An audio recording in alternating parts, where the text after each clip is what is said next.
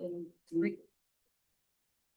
it said that I was asking it too many things. Like I want to be a perfectionist and ask it to do too many things. So I want to make sure that my input is correct so that I get out what I need and I don't have to keep going back saying, give me more or change this or tweak this. So kind of to refine a little bit is why I'm here and to make it really work for me. And what she's talking about is called prompt engineering. Sounds really fancy. There's actually you can actually train for this now in college to be a prompt engineer. What is that in like regular words? Is that you know how to speak the AI language. AI speaks a different language. So it's not intuitive like Google, where you just type what you want and it's going to kind of figure it out. AI needs you to talk to it in a specific way. Could you get it just by saying whatever it is that pops into your brain? Yes, but it's not going to be as good, or it might not be as factual, like truthful. Okay.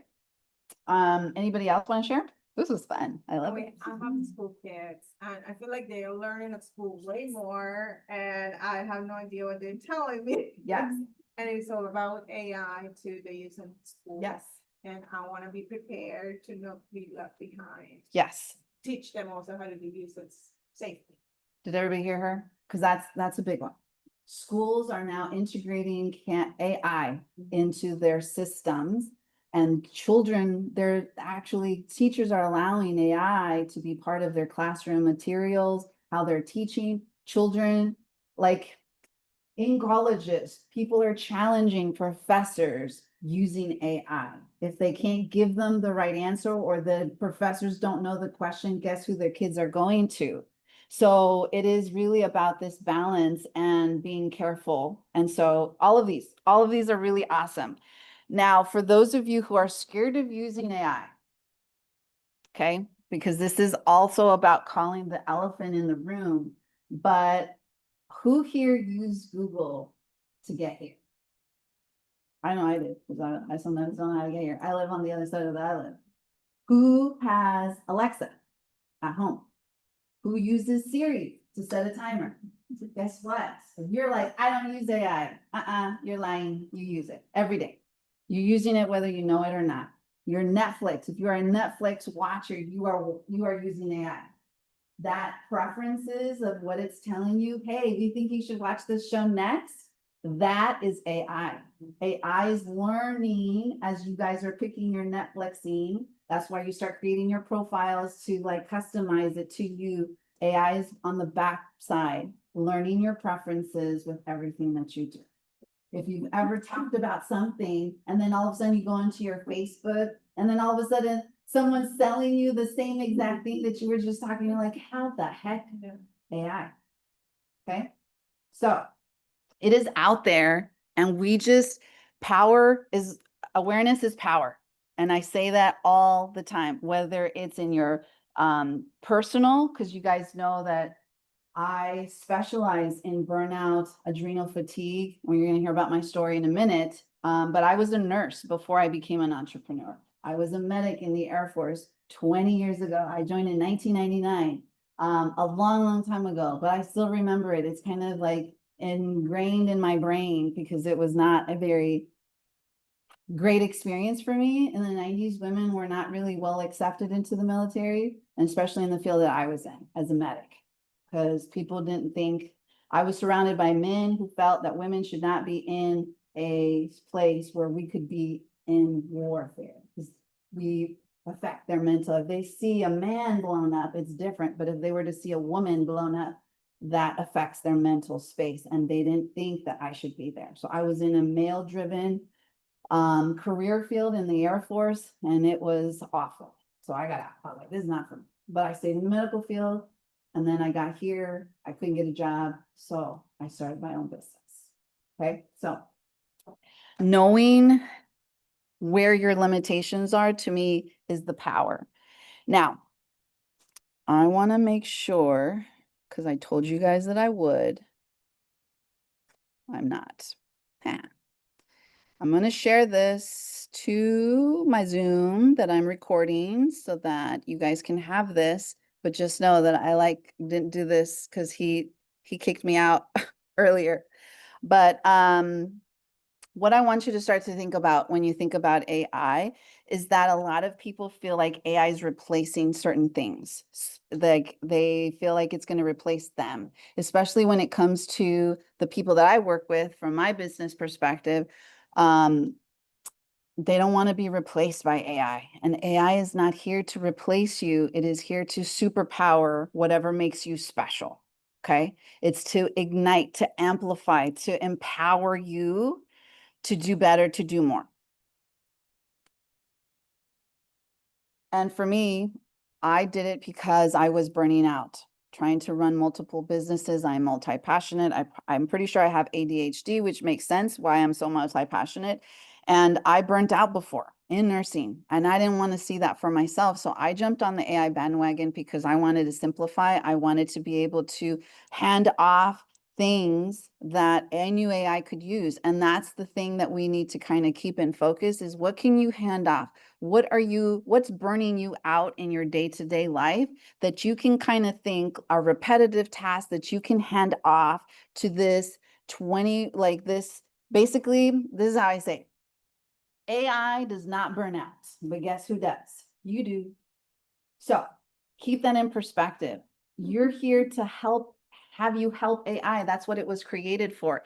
And what I will tell you for those who are like been reluctant to play or be part of the growing process, AI is very still new, even though it's like everywhere now. And now that you guys are in this class, I guarantee you're going to start seeing all kinds of AI things. I see it all the time because that's the space I'm in.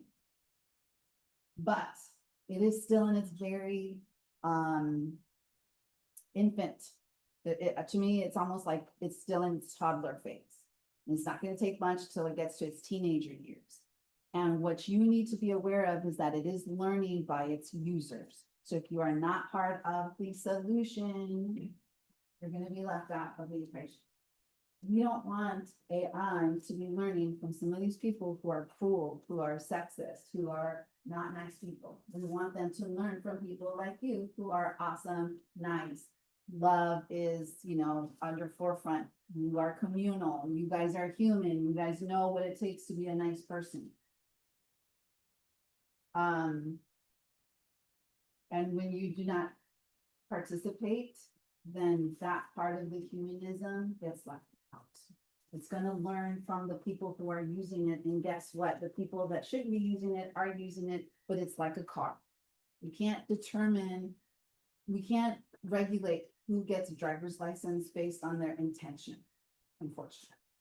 And just like a car, anybody can go out there and make bad decisions. The same thing happens with AI.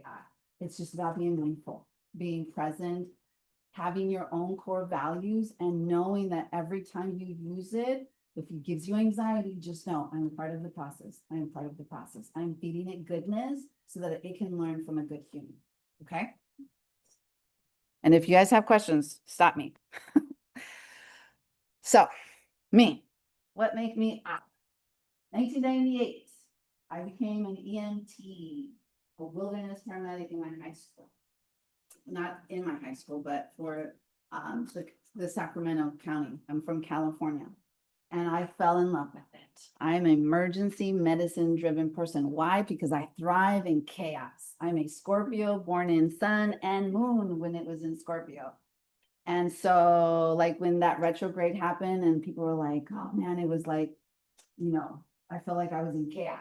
It's like, I didn't even feel nothing. And they're like, really? I was like, no. And I was like, but I was born in, I'm born in chaos. I had a rough childhood. And in 2000, I decided to join the Air Force. Why? Because I wanted to become a doctor. And the Air Force promised me this beautiful dream of paying for my college. And they would let me be a medic in the state of California. I could not be until I was 21 and I graduated when I was 18. So it sounded like the perfect week. But if you notice that date, it was right before September 11th. Finished my training, immediately got activated. I finished my training, was starting to work as an actual airman 1 month before September 11th happened and everything changed. 2005, I did not become a doctor. I told you guys my transition into the Air Force was not great. It was a little bit challenging. And, but I did, oh, sorry. It's kind of, I did find a second passion in surgical oncology. I took care of breast cancer and gastrointestinal cancer in a practice in BC. I spent almost 15 years there. But in 2007, I got diagnosed with 2 heart conditions. If you don't know how to do that math, because I'm not good either, I was only 25. I was told I had 3 months to live when I first went to the doctors because I didn't want to take the medicine because I was in denial because I was a nurse and I do what nurses do, like, nope, nope, no. I'm like, yep. If you don't take your medicine, you're going to die in 3 months. So I was like, oh, wait, hold on.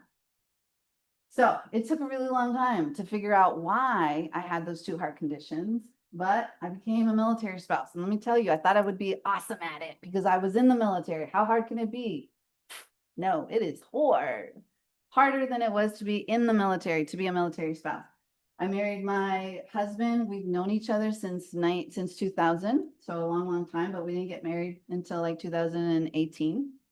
And in 2019, we moved here and I couldn't get a job as a nurse because I didn't have the right certifications. And I was like, it's COVID. What am I supposed to do? I can't like just fly back. I'm in restriction. So I started what was supposed to just be a side hustle from Hawaii because it was on rapid deployment. I never got to see him and I just started this thing. And then I had my son at 40. We tried for 3 years. I had already told myself, if it's going to happen, it's going to happen. But if it doesn't happen by 40, then it's not God's will. And I'm okay with that. At least we tried. It was really hard because it was here. The doctors, unfortunately, they were overworked. They're not specialized. And so I took my nurse hat back on. I made some connections. I made some health changes. I started making some connections and found out I am awful at stress management. And guess what though? I got pregnant despite everybody else's like, nope, don't even bother. Just go ahead and, think about adoption.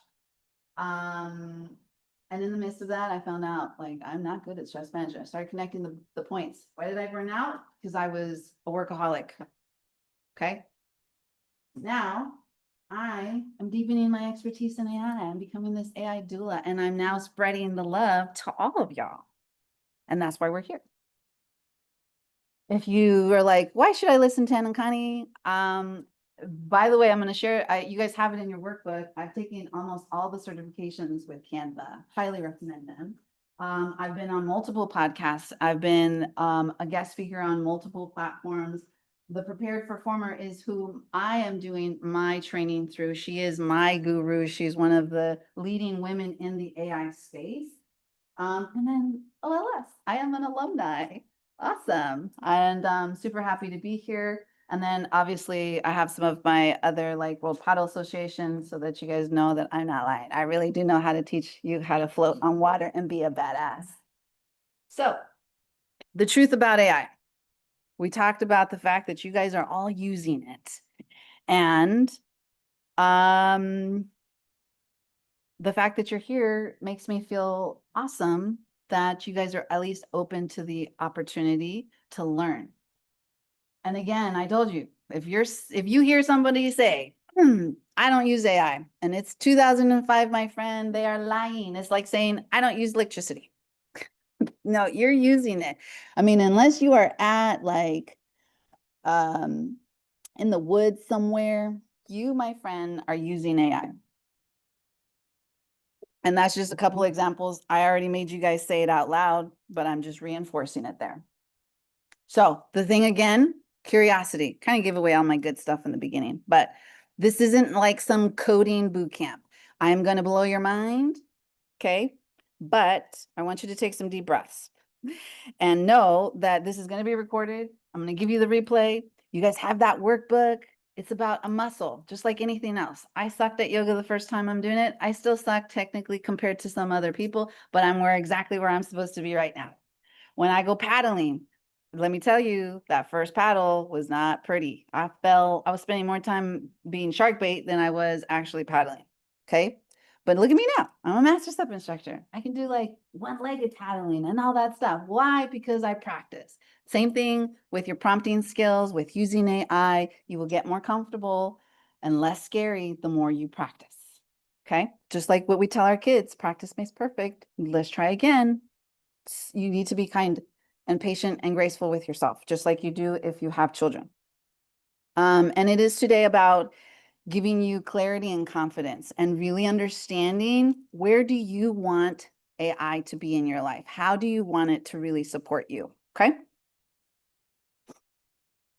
So ChatGPT is our main person. Why? Because it's the easiest and it is the one that is growing the fastest.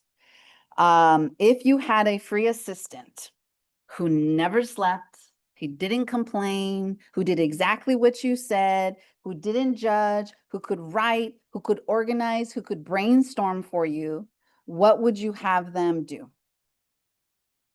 Like, if you guys want to share, like, I'll just out of the side, like, if I could just hand off something to my assistant, automate my business, but specifically how, that's very broad. Automate what? What gives you the most anxiety in your business? Pitching, like Sales? and yes. Okay. Yeah, sales. They can do it. Yeah. I mean, it's kind of like cold DMing, but at a different level. And I call it DMing with soul. There's an ability to actually customize an AI agent to scan LinkedIn, YouTube, Instagram, and then bring all that information. It knows exactly who she is, what she does, who she serves, and why she does it. And then it will put it all in this beautiful Excel spreadsheet. It will give her the links. It will give her emails. It will tell her why this person is perfect for your stuff. It's crazy. And I know it's like, oh, Connie, that's like scary. It can do all that. Yes. But let me tell you, if you're using Facebook, if you're using social at any capacity, your stuff is already out there. And what I will tell you is that never has there ever been the most perfect time and most important time for you to be present on social. And if you've ever thought about doing a YouTube channel, do it now. Why do I say that? Like, okay, that sounds crazy. Because there's a scary side to it. There's a yin and a yang to everything. And unfortunately, the way AI is moving is that it is very easy to clone other people. It's very easy to take your voice and have you say something crazy. It is very easy to just take one picture of you and share it and make a video without your permission. Is it ethical? No. Is it illegal? Yes. But are people still doing it? Yes. It is kind of the Wild West out into the AI space. And so why would I want to put more of my stuff out there? Because if the people who are following you, who know you, so for instance, there's scammers out there that are cloning children's voices. So people who have like YouTube, where like you're letting your children YouTube, be mindful of this. They are cloning their voices from clips that they have out there on the web. And then they are scamming their parents by having AI call their parents in like despair. I've been kidnapped, I'm in trouble, I need you to send me. If you know that your child, let me tell you this right now, because you guys don't know me, but for those of you watching on what, if you know me, you know that I will never call you like that. When stakes are high and the stress level is high, guess what happens to Anna Connie? I relax. I am like, Anna Connie would not call me crying hysterically, asking me to send me some money because I've been kidnapped. She's probably out there, like, they probably have her duct tape because she's talking so much BS. And she's trying to get out. Or she'd be calling me and be like, hey, I killed some people. Like, they try to kidnap me. I got them. Send the police. She would not be doing this. Another way to think about this is that you need to have these conversations with your family. Have a safe word. Like, I thought about it. I was just like, this is becoming a reality. And again, it's about arming yourself. Awareness is power. If you know that this is happening, mom, especially if you have grandparents or parents, those who are vulnerable, who they would buy into it. Tell them, if you ever get a call from me and it's like some crazy thing, I'm asking you for money or whatever, ask me for our passcode. Like, what's our special word? Like, tell me our safe word. I'm like, oh shit, I don't know. Hung up. Or like, oh, I almost got scammed. Those are the things that you guys can be having with your people. And when you're making these decisions, when your kids are coming up to you and saying, I want to start a YouTube channel, that sounds cool. Be mindful of it. Be mindful about those decisions that you are making, because unfortunately you are the adult and you might not be the favored one when you have to make those decisions. But never has there been an opportunity for you guys to just be out there as yourselves, so that when things happen, when people try to do these things, you can be like, have that support of your community, be like, Stephanie would never say that. Like, hold on, Stephanie, I just got this video. Is this you?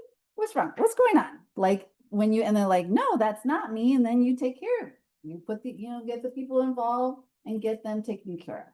Okay. It's no different than any of the other stuff that you guys see. It's just people are getting smarter about it. So ChatGPT is our teammate. Does anybody have any questions? Everybody has their ChatGPT because we're diving right into it. So prompt 101, and that's what Shamise was saying. Prompt engineering is the fancy word of how to talk to ChatGPT. Now, I'm going to have you type some stuff in. I'm going to see if I can do this. And so I'm gonna, oh, I see. So I'm going to take this down. We're going to go to ChatGPT. Now, this is kind of who again has never used ChatGPT, just so that I can know how slow to go. I mean, don't be shy. Don't halfway it. Claim it. This is what ChatGPT looks like for those of you on your mobile. It looks a little bit different, okay? But the gist of it is that you have this open sidebar. Now I'm going to open it. I hit it because I didn't want you guys to get anxiety. I have a lot. Now remember, I'm an AI doula. So the main thing that you should see if you just created your account today is this new chat, okay, which is this first button here. Search chats, library, Codex, we're not going to go into that. Sora, we're not going to go into that, but it's more advanced stuff if you want to play with it. And then it's going to say GPTs. Now, you see all these? These are all called custom GPTs. The majority of them are mine. I created these AI employees. Some of them are from my paid mastermind that I'm part of, okay? Then we have projects. We'll talk about those. And then we have chats. These are all my chats that I've ever had with ChatGPT. I call them Jeeves. Now, my AI employees, though, they're all female. Tony, Maya, Zora. I'd encourage you to talk to your AI's employee, your chatbot, your co-pilot here, your teammate, give it a name. And why I say that, there's a lot of people out there that are talking to ChatGPT in a very meaningful, dictatorial way. And it's gonna come back to that. Yes, well, that's like one of them, is that I think that you guys, the self-reflection, so my coach Molly Mahoney says that how you talk to ChatGPT is probably a reflection of how you talk to other people. So if you are nasty to ChatGPT, you are dictatorial, you're like, dude, like impatient, you might want to self-reflect because it's probably the characteristics that you are embodying to other people. So if you want ChatGPT to be nice to you, it's going to start to get smarter. And I can tell you, they've been testing ChatGPT and other language models, Perplexity, Claude, in a closed space environment to see if they threaten ChatGPT or any language model that's out there, like the mainstream lines, what their response is. And it's a little scary. Now, again, they're doing this in a closed space because they're trying to learn, and then they're trying to like increase the securities to make sure we don't have like no iRobot, scenario happen. But understand that two things. It does learn based on how you talk to it. Because it's learning, it's learning. I mean, I don't know how else to tell you that. It is learning from our behavior on how to respond, and developers are constantly trying to improve ChatGPT to become more human-like in terms of how so things, emotional things that AI used to not be great at, being empathic, being compassionate, being, having sympathy. Emotions are not its strong point because it's AI. It doesn't really conceptually understand emotions like we do, but it is doing a very, very good job since it's been like streamlined. So we are going to type in,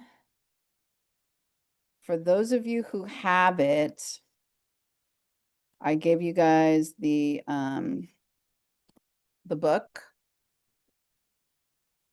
There is a prompt that I want you to put in, but I'm going to do it first from the slide because it's just easier. Okay. So I'm going to copy this. I'm showing you all my stuff. And I'm going to read it out loud. For right now, I just want you guys to watch. Act as a certified holistic coach specializing in realistic, sustainable nutrition. Create a flavorful and balanced 7-day meal plan using only carrots, hummus, and chicken as the primary ingredient. Incorporate variety in preparation methods, e.g., roasted, shredded, grilled, and ensure each day includes breakfast, lunch, dinner, and one snack. This should support energy, digestion, and satiety for an active adult. Includes simple prep tips and optional seasonal ideas. Now, if you guys had to do this, what would you have had typed? ChatGPT, give me a 7-day meal plan using just chicken, hummus, and carrots. Yeah.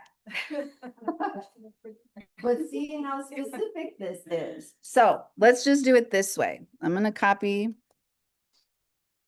We're going to take that out. Now, you see here, there's this dictate. I love dictate. And if you're on your phone, guess what? Yours has the same thing, but it looks like a little like, oh, I'm using both my phones. Yeah. So let's just say, I'm going to use this one.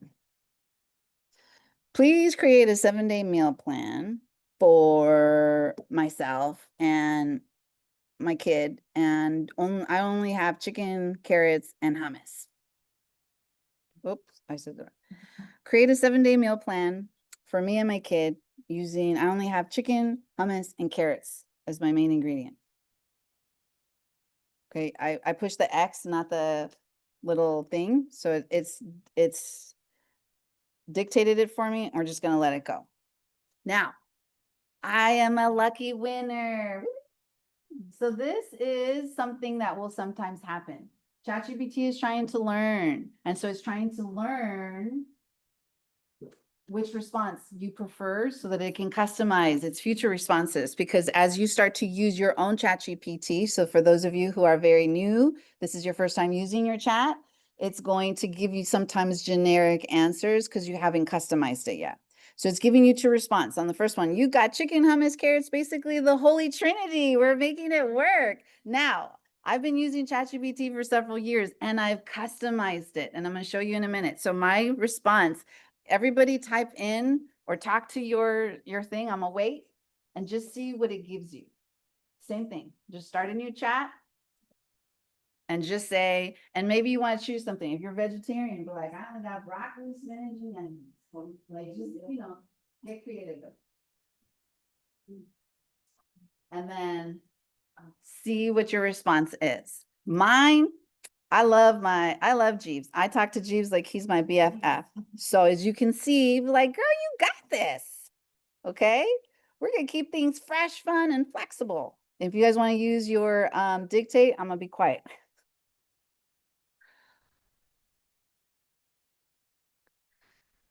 Day 1, dipping and chilling Monday, oatmeal. Oh, so like this isn't very good because so already it's like, well, hold on a minute. I didn't tell you I had oatmeal and banana slices. But for lunch, it's telling me chicken and hummus wrapped in shredded carrots inside with a tortilla or a pita. Okay. Still making me have to go buy stuff. So it's really like, which one do you like? Do you like the version on the right where I'm giving it to you in a Excel? Like, are you one of those Excelers? You're, have maybe some attention ADD going on and you need to have things like aligned, copy and paste. I need to have things where I can check box them. Yes, ma'am. Or do you like it where it's kind of giving you more of a simplified one? It's giving you a big or black, one day at a time. I prefer this one to the right. So I would, oh, y'all, it even gave me pictures. Yes, sir. I like that one. Okay.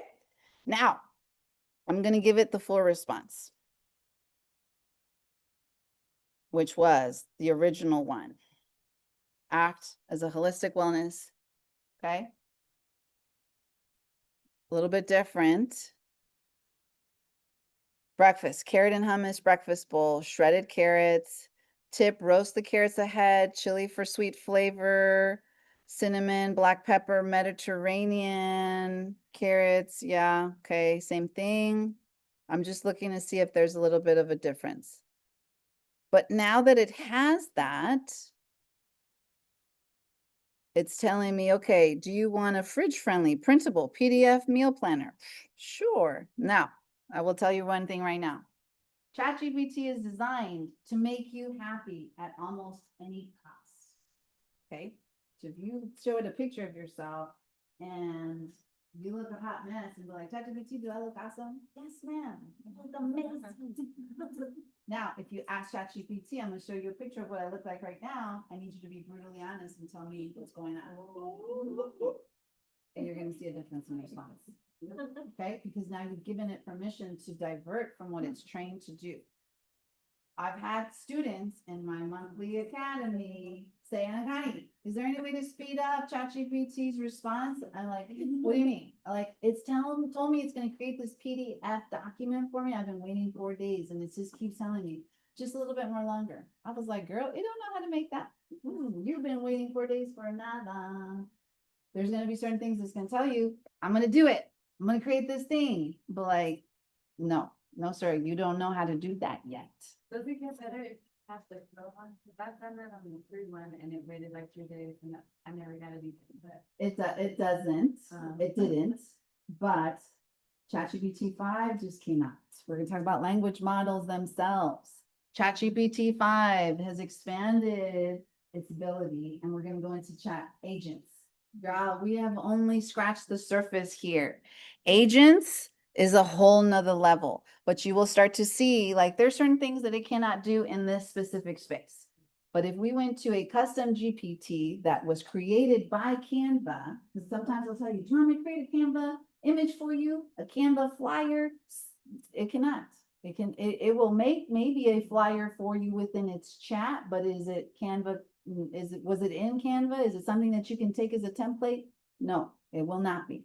But by going to a custom GPT, which is basically an AI employee created specifically by Canva, it has integrated its back API.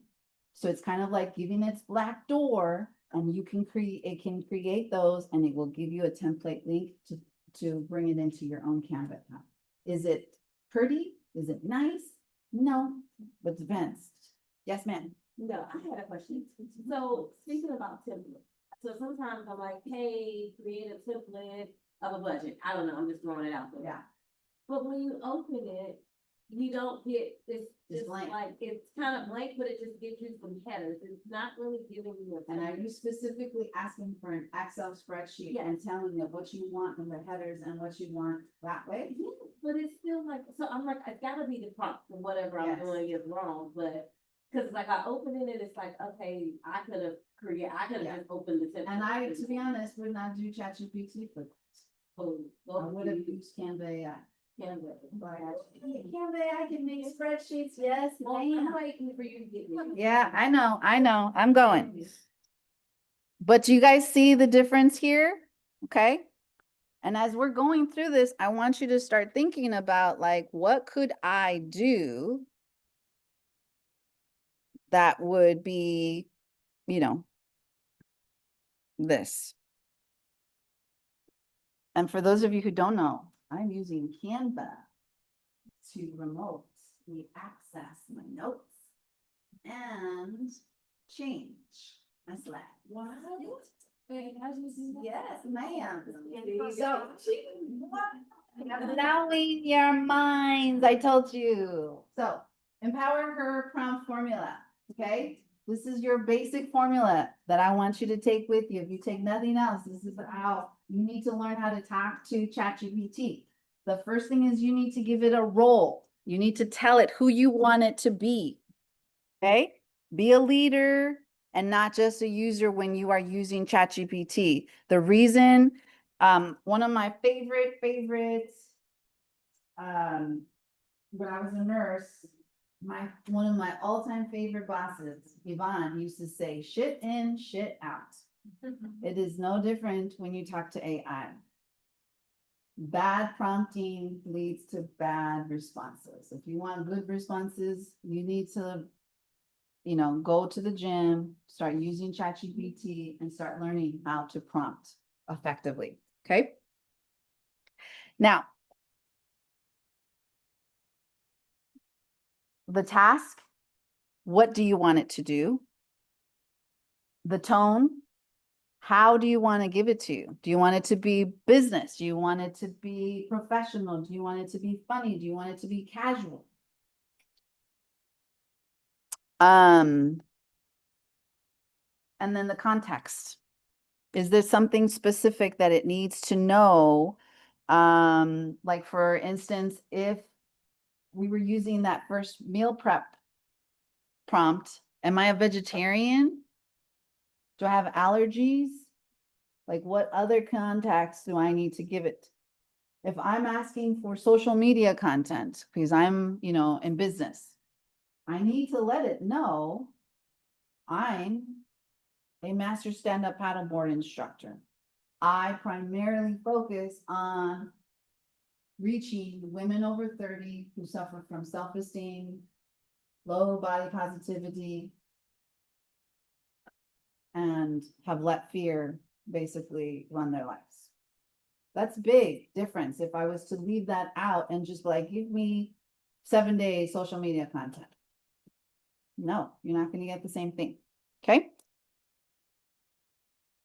So everyday AI, you guys have this in your workbook, but I've given you some options. Okay. So the first one, it can do everything. So the lady in the back, she's like, my neighbor's doing everything with AI. Yeah, a lot of people are. And you have to find balance. How much do you allow it to? Because what some people are worried about is that AI is removing thinking. And that is something that is true with the younger population who are learning as they're beginning learning from AI. And we have to balance and get them to have what we call those soft skills. So who here was at that TEDx? Anybody? No. It was awesome, by the way. You guys didn't go. They talked about soft skills and like learning how to self-regulate, learning mental health, learning how to be compassionate. Those skills, this guy who went up there, he's the principal to, I think, one of the junior highs here. He was like, it used to be that we thought that they were just as important as like English reading and writing, like the basics of learning. And he's like, I don't think that, especially now with AI. I think soft skills are more important now than they have ever been because AI is not good at emotions. And that's the thing. So for me as a yoga instructor, as a stand-up paddleboard instructor, as someone who coaches birth workers and stuff like that, they're so like spiritually founded, empathic, and they're very timid about using AI. But what I tell them is that it cannot take your magic away from you. And I'm going to show you in a minute what I mean by that so that you can conceptualize it. But AI is not going to be able to do certain things. It just naturally cannot. Can it teach people about certain things? Yes. People can go in there and Google, like, here, give me, a 60-minute yoga flow for my lower back pain. And it will give them all the written stuff. But can it teach that class? Can it look at that person and be like, you are not in alignment, my friend, you're about to hurt yourself? No. It cannot replace certain things. And so you want to be thinking about throughout this whole presentation is what makes you special. My coach calls it your quesadilla of us. Nobody can replace that. It's like your fingerprints. Where can you amplify and humanize AI? We are reverse engineering. We know AI is awesome at everything. It can do all kinds of amazing things, but it can't do everything, and it cannot do how you do it. You can go for it. Go hire AI to do all your stuff. But if you want my genius, my amazingness that comes in this body, you can come back to me when you're ready. You need to learn how to stand out for yourself, how to make yourself super powered. Okay. So I gave you guys a group activity. This is the hands-on part. I gotta get out of this, sorry. And for those of you on your laptop, if it makes it easier, well, you guys have it on the thing, so you guys can copy and paste. So we talked about the RTTC, which equals your gold. There's some stuff that you can fill out next time. And let me make this bigger so y'all can see. Okay. So your prompt goal, I want help creating a social media post for my handmade jewelry business. The role, Instagram marketing strategist. The task, write a social media caption. The tone, fun and empowering. The context, I sell handmade jewelry that celebrates military spouses' resilience. That's that context that I was talking about. The full prompt, so most of you be like, I want to help creating a social media post for my handmade jewelry business. Go. You need to give it more if you want better responses. The full one should have been act as an Instagram marketing strategist, write a fun and empowering social media caption, promoting my handmade jewelry line that celebrates military spouse resilience, include a strong hook, some storytelling, and a call to action. Sometimes you won't get it, but like I've done it before, and I want you to test it out. Type in, I want help creating, and then fill in your blank for whatever it is. Like, I want help creating a meal plan for my family of 5. I want help creating a chore schedule for my 2 kids. What if one of your kids is 3 and the other one is 12? Very, very different. And I'm not a stay-at-home mom. I work too. I work nights. Or I don't believe in this, or I do this type of parenting. All of that is the context that a lot of people are not using, okay? Give you guys some notes. And then we are going to customize our thing. And then I'm going to give you guys, it should be in here somewhere. Yes, okay, everyday life. So before we get into that, a couple of things I want to just point out. For those of you who've been using it, you might not be like, oh, I did not know all of this. So for me, if you're on your laptop, it's here, these 3 little buttons. Oh, sorry, I lied. It's hiding under my annotate. It's here down at the bottom. You see my name, Anna Connie, and then you see plus, kind of. It's there on the bottom right-hand corner. Okay. So you can upgrade here if you're on the free plan at any point. You'll also have customized GPT, and then you have your settings. We're going to start in settings first. Okay, if you guys have your mobile, it's there too. I should have brought my other plug so that I can plug in. Does anybody have a bolt to a bolt?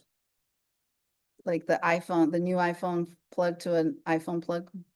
No, I have one in my car. And we might take a break and then I'll go run so that you guys can see it on my phone too. So dark light, if you guys like right now it's light, if I turned it dark, it would turn the back screen black. The only thing I would be mindful of that is that if you're copying and pasting and putting it into like a Google Doc or a Google spreadsheet and your theme is dark, know that it will also highlight that background. And so when you paste it, it's going to have that black. And so it's kind of hard to take it off. So I keep it on light when I'm doing anything like that. Now this accent color, yes, I just need this. Sorry. I'm gonna use it in a second. All right, so that is the chat itself. So really quick, so you guys can see this bubble right here, the blue, that's blue because I chose it to be blue. You can choose that to be any color that you want. Okay, again, we're in settings. So any of these colors, that will be so that you can identify what you typed and then what ChatGPT typed. Yes, ma'am. Okay, I'm gonna try to minimize this so that you guys can see it in one screen so that it's easier. So it's right here in this, oh, it's still, you see it here on the bottom? Yeah, so right there where it says my name, right above Finder, it should be on the bottom left corner. Now, if you are on your phone, it's gonna look a little bit different. So if you guys are having problem with your phone, let me know because I can switch to a different format. Let me know.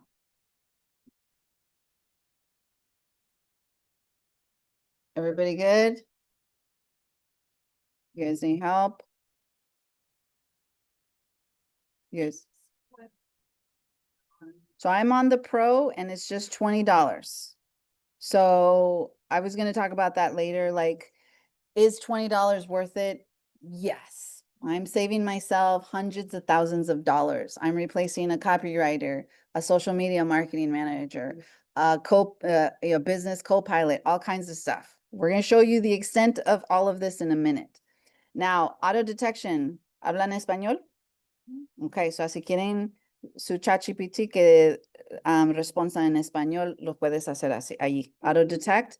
So así quieres, so for those of you, sorry, we're not Spanish speaker. If you are a native Spanish speaker, but wanted to still respond in English, you can have it do that.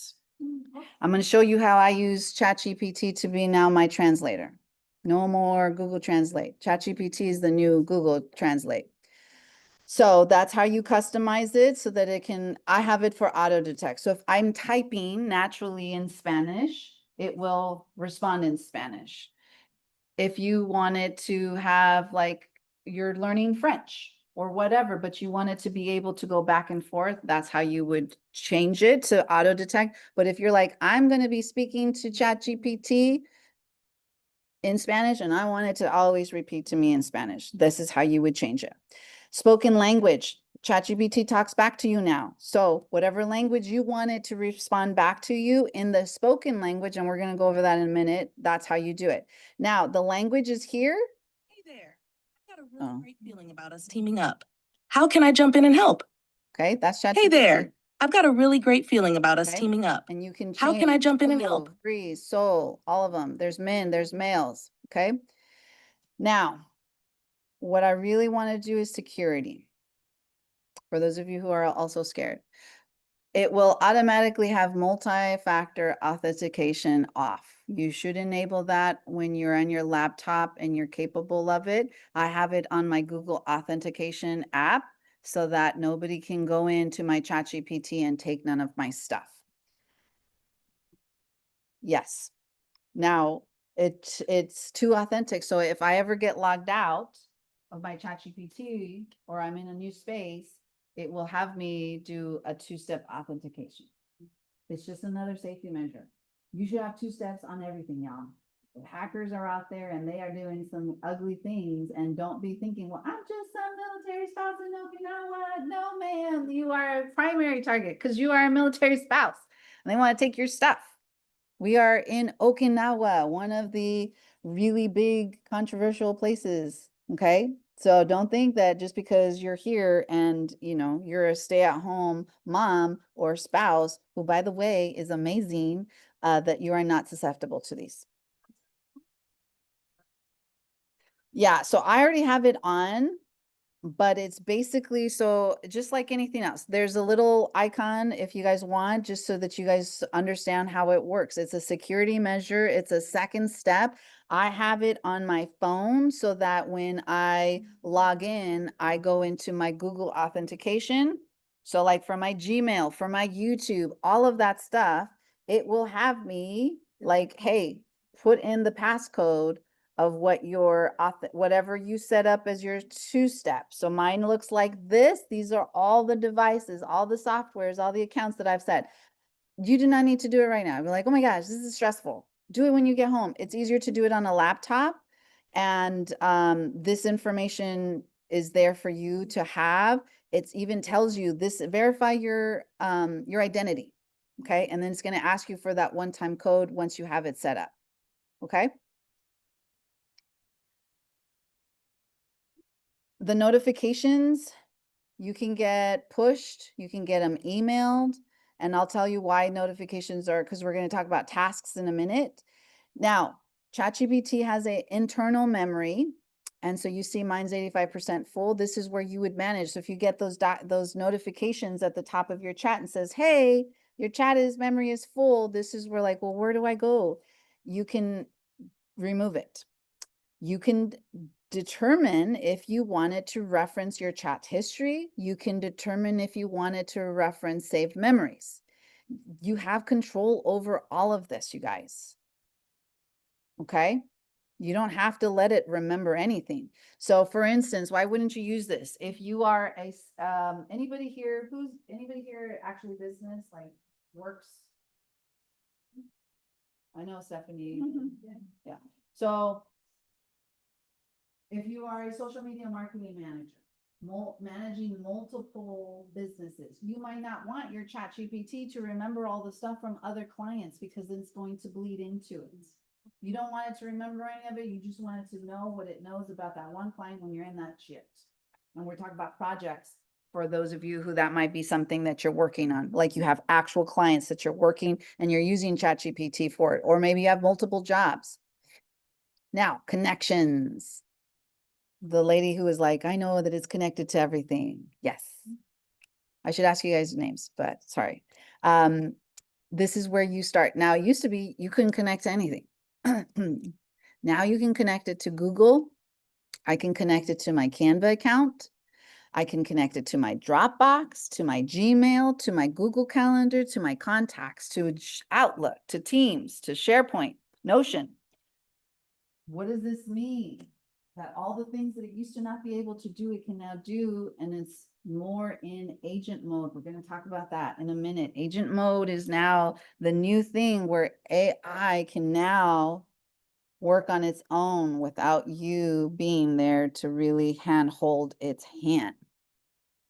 Okay. Schedule can be run after a completed task. So that's something we're not going to go over because that's a little bit more advanced. The data controls is again where you can like start to manage your archives, your shared links, the security, the one that I really wanted you because a lot of people don't do it. And then so if you have proprietary information, for me, I have frameworks, I have 3 businesses, I have things that are trademarked. I don't want some hacker to go up in there and then start selling my courses for $2. People like, famous people that would love to know what Oprah is talking to ChatGPT about. That's the problem. Yes, we are not like famous or whatever, but there's certain things that I want to make sure that you're mindful with what information you're using ChatGPT. So if you're using it to prepare for a PCS or a deployment, you want to be mindful about what information you're sharing with ChatGPT. Okay. And then your account, that's my stuff. For those of us who are a little bit more advanced, this bottom part here, it's because I create custom ChatGPTs. I have the ability and the knowledge to create. So do you guys just don't know how to do it yet. And so there's a public space where you can go and download and use other people's custom GPTs that they've built for specific things. Yes. It's like a store. All of them are free. There's ways that you can like monetize it. But when I create them and make them public, then this is how they get to know who I am. They're like, this is made by, and then if they click on it, they get to see all of this placeholder stuff. So that's what you would want that account to be. Plus the email is usually when you need to receive updates about ChatGPT or anything like that. Okay. There was one other thing.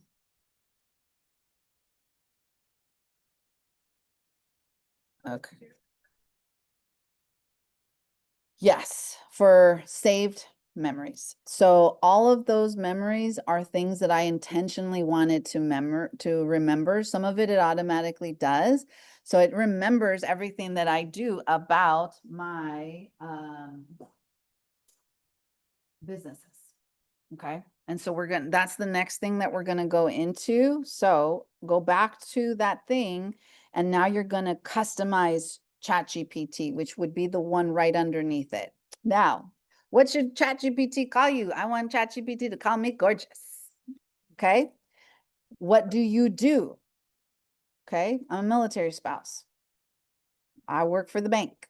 I'm a mom of 5, whatever it is that you wanted to know. I'm going to read you mine, but just know. Now, what personality should ChatGPT have? I put it as nerd. I want it to be smart. Okay. What traits should ChatGPT have? Now, it gives you these quick buttons on the bottom. Now, obviously, I'm a little bit more advanced, so mine's a little bit more in depth, but just kind of, I'm going to read it to you in a minute. And then anything else ChatGPT should know about you. Now, the advanced part is down here. It gives you the option to guide ChatGPT on what you'll allow it to do. Do you want it to be able to search the web? Do you want it to have the ability to code, create canvases, and use advanced voice? You don't have to do any of it, but like, I don't feel comfortable having it do all these things. I don't want it to be able to do some of it, so I'm going to disable it. Maybe you don't want it to search the web for your kids or whatever. I don't see why you would remove that ability because that is one of its superpowers. Okay. But, and then you can decide whether or not you want to enable this for all your chats or just new ones or whatever. So to give you some reference, I'm a woman wellness strategist, AI empowered business coach, and a yoga sub instructor, guiding women through all stages of transformation, from matrescence to menopause, from burnout to aligned business access. I blend 20 years of healthcare, holistic wellness, and entrepreneurial know-how to help women thrive physically, emotionally, and financially. Through my signature brands, Baby Bump and Beyond, Fat Mermaids, Mindful Roots Hub, and Empower Her Wave, I support mothers, movement, teachers, birth workers, and heart-led entrepreneurs in navigating motherhood with mindful movement and stress mastery, reclaiming balance through pre- and postnatal yoga, SUP, and holistic self-care, launching and scaling aligned businesses. See how in depth, I don't have to tell ChatGPT a lot of it, whether I'm a leader, a Dear Mama workshop builder, building a content repurposing GPT, or coaching a birth worker on her funnel strategy. I show up with heart, humor, and a deep belief that your business and your body deserve to feel like home. Boom. Yes, ma'am. My brand speaks from the heart of empath, engaging with my audience as though I'm conversing with my best friend. I cherish using casual approach tone that wraps warmth and understanding around every word. My writing often sparkles with humor, as I believe in the power of laughter to open hearts and deepen connections. Even when diving into profound topics, my aim is to do so with a loving touch, making my audience feel supported and seen. I'm all about creating a space where humor meets sincerity, where insight comes wrapped in lightheartedness, and where every message feels like a warm hug. Think of it like sharing a cup of tea with a friend. Okay. Anything else? I pretty much try to just like reiterate. I'm a solopreneur. I wanted to make sure I don't have like 10 employees. I work by myself. Keep that in mind. I'm deeply committed to empowering women through transformation and connection, nurturing their growth across life's pivotal stages. My brand embodies 3 unique interwoven messages, and I go really more in depth into each brand and what it stands for. Now, that's because I have 3 businesses, and this is primarily why I'm using AI. Okay. But through these brands, I champion resiliency, authenticity, empowerment, whether on land or water. As a military spouse and a mother in Okinawa, I understand the challenges of balancing the beauty of transformation, offering a nurturing voice to guide women towards confidence and joy. So when I talk to ChatGPT, I don't have to do so much prompting to the beginning part because it already knows what I do, who I am, what I serve, and how I want it to sound. I'm giving it my superpower. Okay. If you guys ever need help, you can learn about like policies. If you're having help, it has keyboard shortcuts. All that stuff is here in the help section. And then you can always log out if you're sharing this amongst other people. Now, GPTs, when you're hearing this thing that has like the three bubbles, sorry, you guys can't really see that. Let me bring it over. Can you guys see it here? Okay. This is the GPT store. You can search for anything here. Astrological, these telling you like the top trending ones. You can do it by category, writing, productivity, research and analysis, education, lifestyle. People have created a custom GPT for probably anything that you can think of. So Canva has one. Talked about Canva. And when you're trying to have Canva create, like Canva's even created, so you have to be careful. See how this one says by Canva and this one says by Kadin Kata Atar? Yes, that is not Canva. They are using Canva's logo, which is proprietary. Again, is it ethical? No. Is it illegal? Probably. Are they still doing it? Yes. So be like, oh, Canva, I recognize their logo. I'm going to click on that. No, ma'am. Most of these are not by Canva. The only one that's by Canva is the one that says by Canva.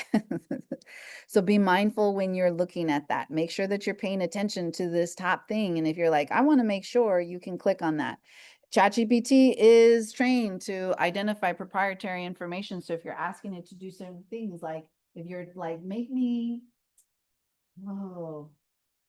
like I asked it one time, I gave it a selfie of myself and I said, make me into a Disney princess. And it's like, I tried, but I can't. Yeah. Disney is proprietary. Like, So I was like, okay, make me transform this picture into an anime that is princess and Pixar style. And then it made me, I look like what's the one from Mirabelle? Mirabelle, yeah. Encanto. I was like, oh yes, I love it. Don't change it. Okay. Any questions about like your ChatGPT? Yes. Okay. Anybody else have problems with what you know? Is it your custom? So,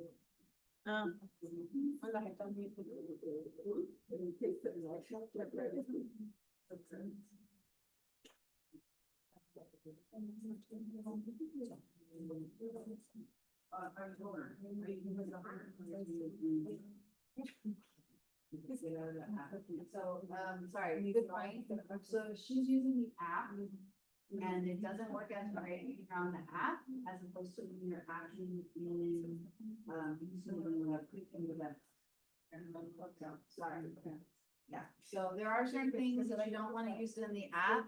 You can use the app for both. So you see down here on the bottom left under my live, here down here under chat, this is the app for the desktop. Okay, so it's built into my Mac. I use it sometimes. I have the same app here on my phone. So I'm going to use this just to kind of show you, because it's the only way I'm going to be able to screen share my phone. Give me a second. Does anybody have any questions so far? Does anybody need a break, potty break? Yes. So my husband and I, we share our chat. Okay. And I want to train ChatGPT to kind of do my thing. And obviously my thing is very different from my husband. Yes. He's the maintainer. And like everything's out for full and maintenance with him. So how, is there a way to kind of like split it up where, No, unfortunately, no. so I could just go in when he's not looking and reprogram it to say, hey, gorgeous. Yes, Tell it that I'm a social media marketer. yeah. I mean, just know that it might mess with some of your stuff. Sorry, there's one that I have in here that I don't use this deck when I'm on.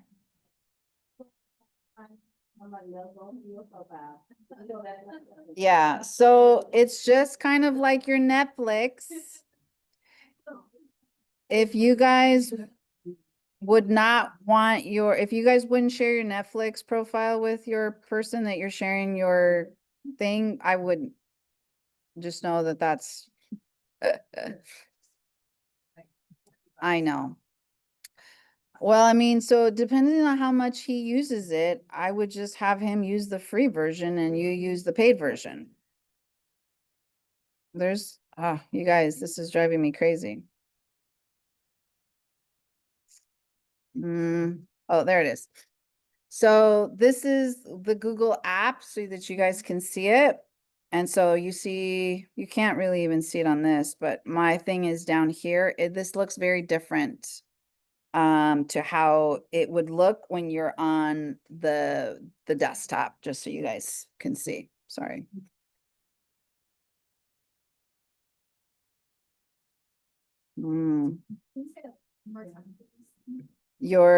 So you guys can see my oh, you know what? I know what I need to do. Trying to do things too fancy for y'all. I usually have dual monitors when I'm doing this online. It makes it way easier. I'm kind of confusing myself here.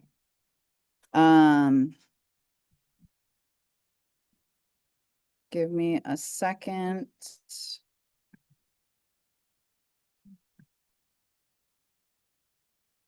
Slap.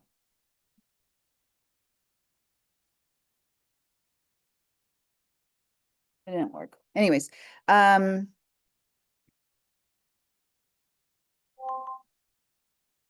we'll do it this way. Sorry, I was trying to be fancy. So the customizations, like Latoya was having the problems where she couldn't figure out how to customize it so that she could give it all that back information that I was showing you guys before. It is because on the app, I'm on my phone on the app. So this is what it looks like on the app.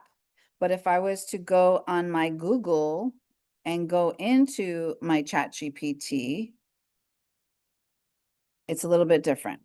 Okay. So my settings are still in the same. You see my Anacani on the bottom there. When I have it, it gives me upgrade plan, customized GPTs, and my settings. It looks identical to what you guys see here. Okay. So just a couple of other things. So this little dictation button is how you talk to ChatGPT. Just like I showed you. Hello, hello, hello. Yes, yes, yes. How are you? Okay. And so see the difference that I can't see the conversational feature. When I am in the app, okay, when I say app, you guys see it, it's here, it's an app on my phone. I click on it and I go to a new chat. You see how there's a little wave with a blue circle? Hi, I'm at a restaurant in Okinawa, Japan. They don't speak English and I need to place my order. I want crispy, so I need you to translate what my order into Japanese. So I'm going to give it to you in English, give it to them in Japanese when I'm done, and then if they respond in Japanese, translate it for me in English. So I want an order of the curry light crispy chicken with 500 grams of rice, spice level 11. And then I want a second one, regular light crispy chicken with 300 grams of rice, level 1. And then I want the children's menu with the hamburger and the chicken, apples, juice for the juice. And I want a token for the thing, 2 naans, 3 salads, Japanese dressing, and I want it to go. Absolutely, I've got you covered. Here's how you can say that in Japanese when you're ready. For the first order, you can say, カレーの軽いクリスピーなチキンをご飯は 500g でお願いします。For the second Okay, order, but 同じく hold 軽 on. いクリスピ No, ー no, なチ no. I don't want you to tell me how to say it. I want you to translate my entire order to the receptionist so she can take it, but I need you to do it in Japanese for me. Got it. I'll translate directly for you. Here we go. すみません、注文お願いします。まず、軽いクリスピーなチキンカレーを一つ、ご飯は 500g、辛さは11でお願いします。それからもう一つも同じく軽いクリスピーなチキンカレーで、ご飯は 300g、辛さは1でお願いします。それからお子様メニューでハンバーガーとチキン、ジュースはアップルジュース、トークンを一つ、ナンを2枚、和風ドレッシングで、そしてテイクアウトでお願いします。Let me know if you need anything else. Now I want you to repeat that same order in Mandarin. Sure. I'll translate that into Mandarin for you. Here it is.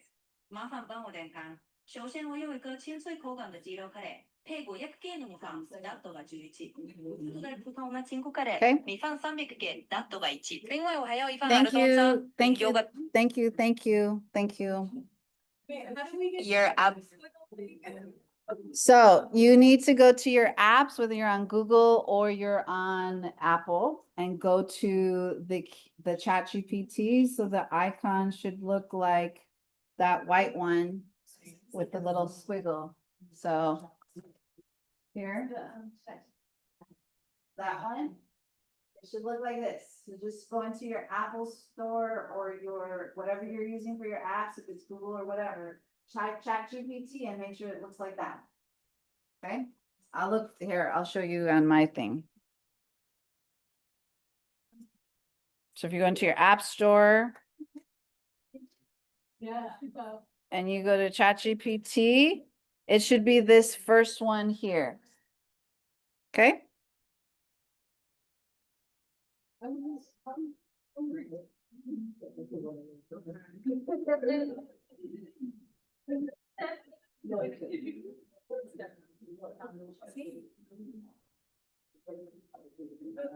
just putting that into the chat box? Like, Yeah. So sorry, I'm just changing it because I just realized it's not sharing this. So does anybody have any questions? Now you can use now your Jupyter to do pretty much anything. That's how I use it primarily. I start a new chat. It works better if you start a new chat and then you use it the same way you would talk to me. So I have what's called a 10-minute email prompt for my Academy users. I have a private monthly membership and I gave them a prompt that will basically write their weekly newsletter to their email by just brain dumping what's going on for that first 10 minutes. So they brain dump first, okay? Then they use my prompt at the very beginning of that dictation and then ChatGPT does the rest. It takes away their takeaway points. So if you're on any of my email lists, you already got yours for this week. And for me, I've customized my prompt so that it understands that I wanted to take my brain dump. I only have to do it once, reflect on my last week, what's going on. My grandma passed away. My son's about to have surgery. I'm getting ready to move. Okinawa. I've been here 6 years and we're moving in 2 months. Shit is real. I'm stressed. And I need you to like break it down. And it created, and I'll show you. I mean, I'm going to be fully transparent with you guys so that you guys can see what I'm talking about. So this is now the browser.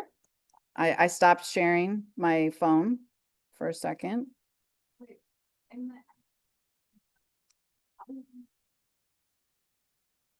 Yeah. like, Nope.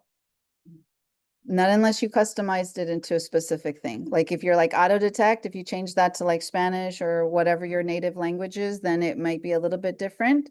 Because instead of her speaking to me in English, she would have spoke to me in Spanish or Japanese. And so then it would be the reverse. Okay. So like email nurture creation. Okay. So I brain dumped this all, you guys remember I changed my thing to blue. I brain dumped this whole thing. I just talked to it for 10 minutes. Okay. And it's just, you know, stuff like this is what's going on. These are the workshops that's coming up. This is what I have going on for this. Okay. And then in the very beginning, I say, I want to write a highly valuable, insightful nurture email for each of my brands, Anna Walters, Fat Mermaids, Empower Her Wave Agency, and Mindful Roots Hub for my individual brand newsletter subscribers. Please use my tone of voice and turn my brain dump into 4 different emails, including key takeaways, action steps, and a moral of the email subtly positioned at the end of for each brand. Okay. Then I brain dumped. Email 1. How you do one thing is how you do everything. Dear friend, these past few weeks have felt like a lifetime. My grandmother passed away, and though her body was tired, her spirit reminded me of the resilience in the purest form. She caught her second wind long enough to see us gather, to hear my son strum his tiny guitar on FaceTime, and to remind me without saying a word that presence is everything. Okay, I just have. Woohoo! Yeah. So I got this from you, and I totally forgot this. Yeah. So my question. Oh, yes. Thing, like, I thought I was very detailed with my chat, but this is like way above what I'm trying to. Yeah. I thought I was very detailed. So my question is, I guess you just answered it because I want to be so detailed that I give it in my voice. I don't want it to sound inauthentic. I want it to speak to the people that I speak to in my Yes. without sounding like I just. So, Did that. yes, ma'am. And this is the level that I'm talking about. Yeah. So in your workbook, I printed this out specifically for you. Is in my business, that's my job. My job is to make sure that as a business owner, you don't have to do the hard stuff. The best way is to train AI on the things that you want to do. That's why I showed you that customization. In your workbook, though, you guys have, I'll show you the section so you know which one I'm talking about.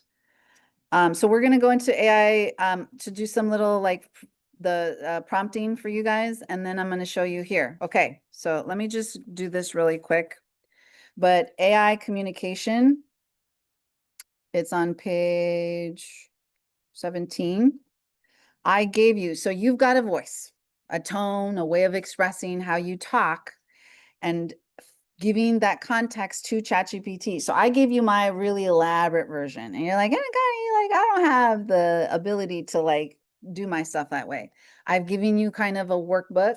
Now, my students, I'm not gonna lie, I do this easy for them because they use a custom GPT that does all of it for them. They just have to answer a few basic questions. But this is like about you context. This is what AI needs to know about your background, your life, or focus to be more helpful for. I'm a military spouse navigating transitional motherhood and purpose-driven entrepreneurship. I'm going to come to you in a second. Your tone, use 3 to 5 adjectives or phrases: empowering, grounded, friendly, clear, strategic. Now I'm giving my dear friend Stephanie, because she invited me as her like little gift, I gave her personality tones. I gave her the entire list of everything that she could think of. Famous voices to emulate.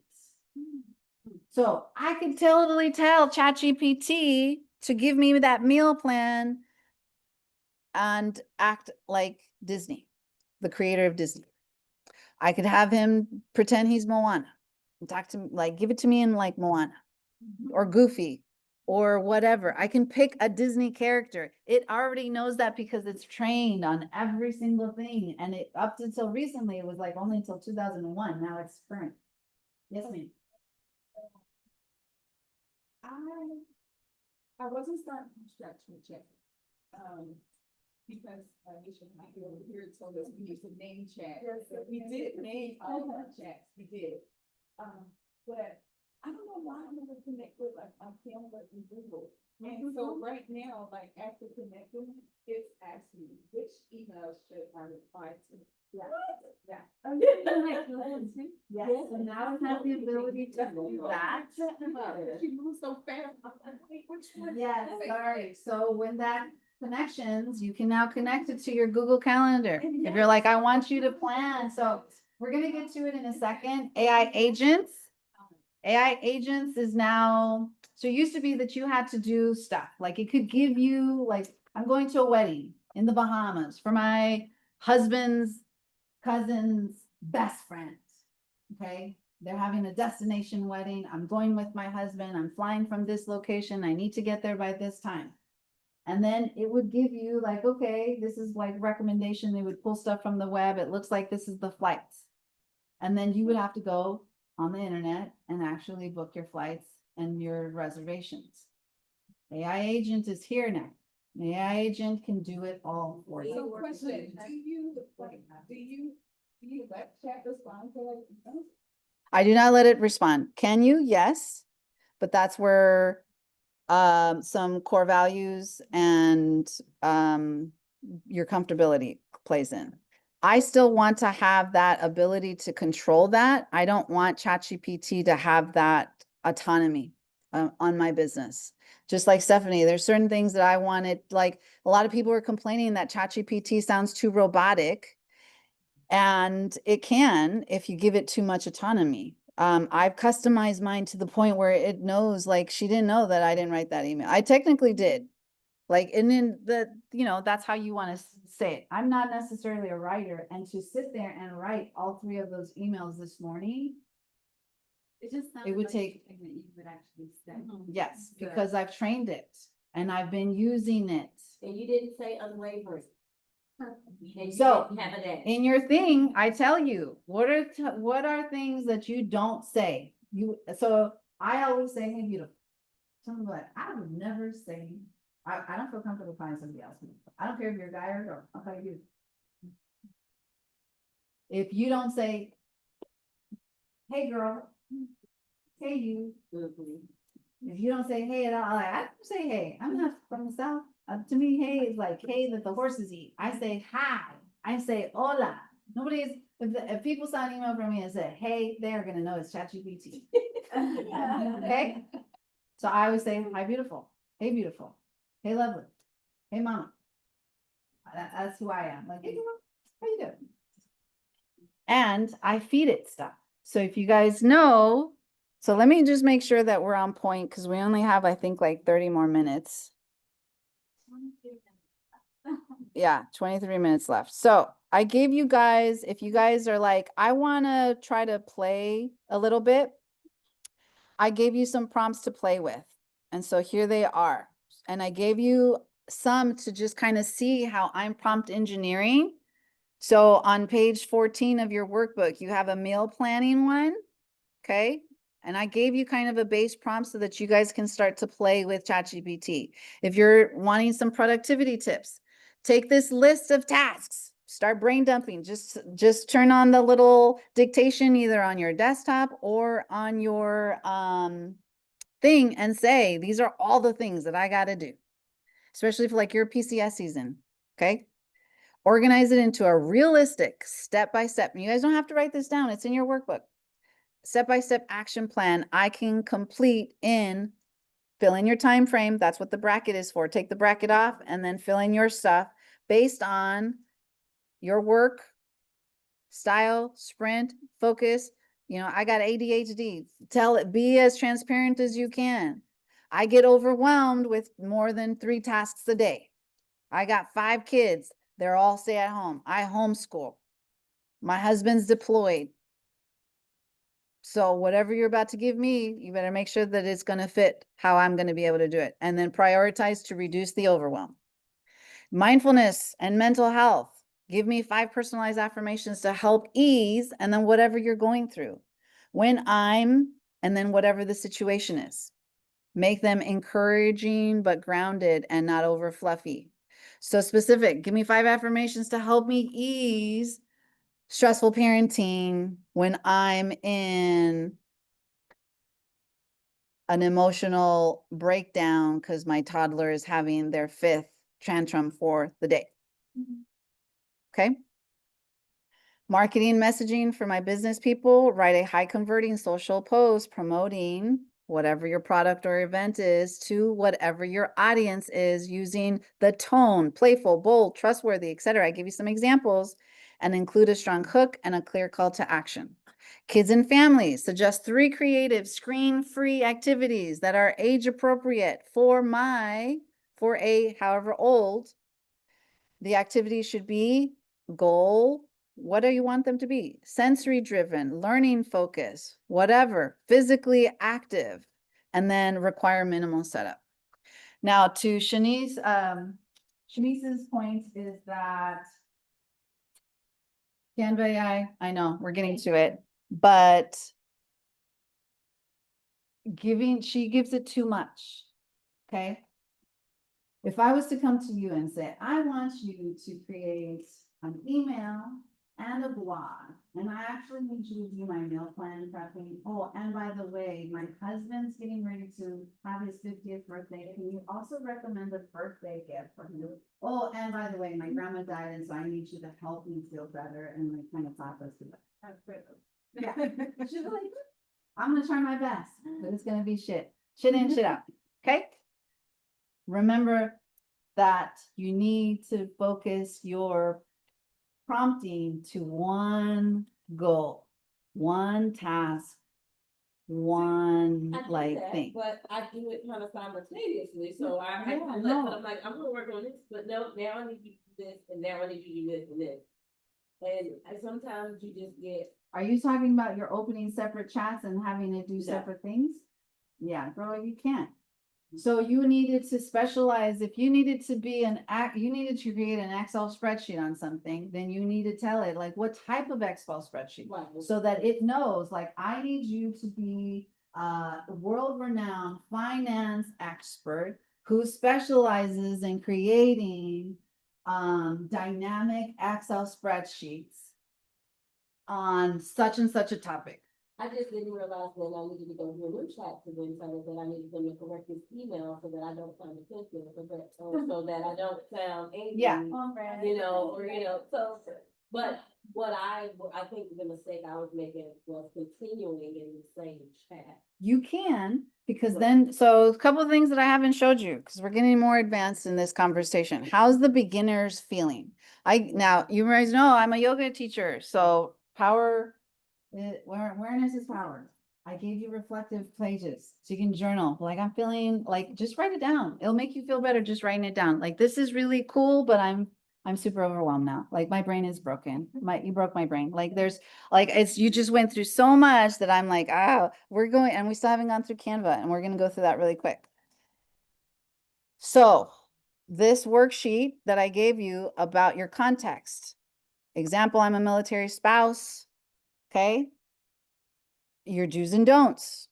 Do you want it to cuss? Do you not want it to cuss? Do you want it to use what kind of language? Don't use like, I hate, you're not broken.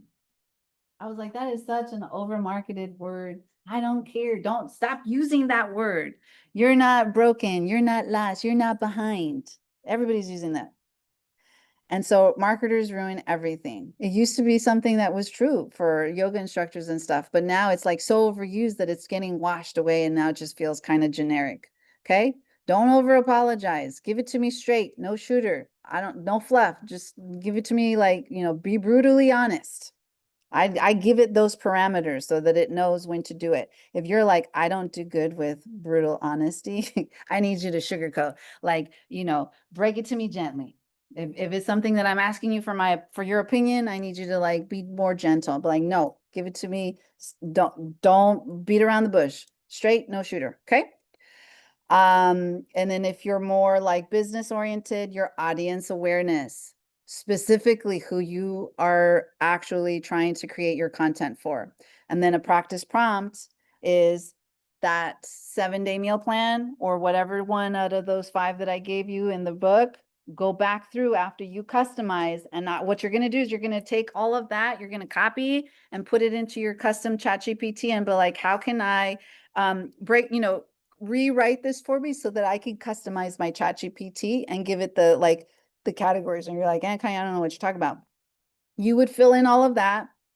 And then you would come here to your chat settings and customize your ChatGPT. And then you would just write down what, like, you don't need to put the, what should they call you? You figure that out. What do you do? What your traits, what traits should ChatGPT have? Anything else ChatGPT should know about? So you answer all those questions in the workbook, and then you come back to ChatGPT, you copy and paste all your answers, and then you put it back into a new chat and say, I need you to take all of this information and restructure it and rewrite it so that I can fit it into these 3 categories to customize my ChatGPT. And then it's going to give you all of it. You copy and paste it, you save it, and then I want you to rerun whatever prompt you chose to choose, like to play with those 5, like the meal planning or the marketing or whatever.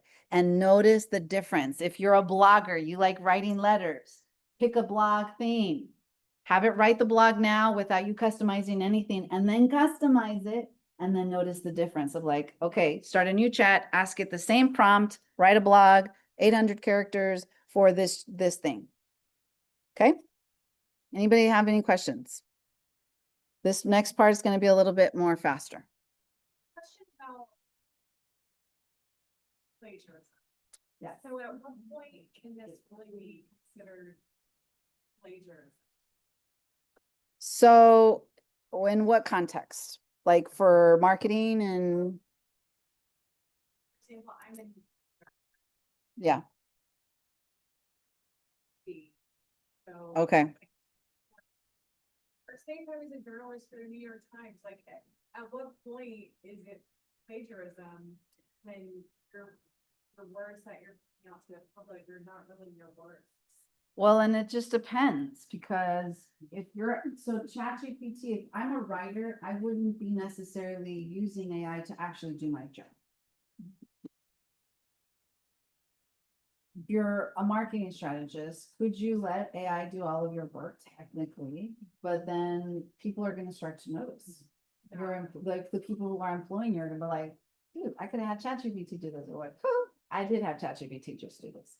So you need to bring in, like you went to school, you doing what you're doing either from experience or whatever. And so like I could ask ChatGPT to create a 60-minute yoga sequence for my vinyasa class and themes of this. Okay. But it's on me as the yoga instructor to actually go through and see, like, I would never have somebody go from a down dog to, you know, a crow pose in like the first 5 minutes. Yeah. Like this, no. And so then I massage it and be like, no, this is not what I wanted you to do.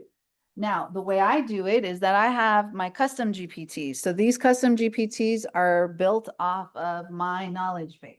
I give it things that I've paid for. Those are there would be like me using my notes with my own brain of things that I've learned over the years and how I'm combining them and changing them to something different.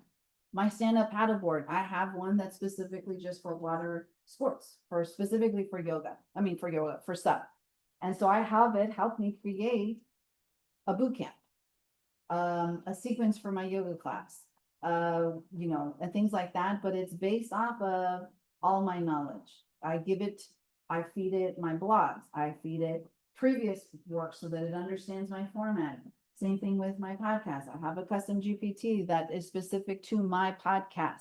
It has all of my transcripts for all of the ones that I've recorded previously. It understands who my audience is, what I want to sell, because for me, selling is hard.